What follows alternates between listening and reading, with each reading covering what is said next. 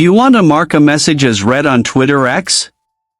You can mark a conversation as read on X with just a few simple steps. Before we begin, please like this video and subscribe to our channel. I've also included some helpful tools and apps in the description, so be sure to check them out. To mark a message as read on your X account.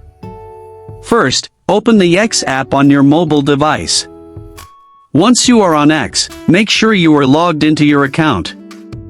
Then tap on the messages icon at the bottom of the screen. This will open your direct messages section. Now, find the conversation that is showing as unread. Tap on the conversation to open it. Once the chat is opened, the unread status will be cleared automatically. The conversation will now be marked as read in your inbox.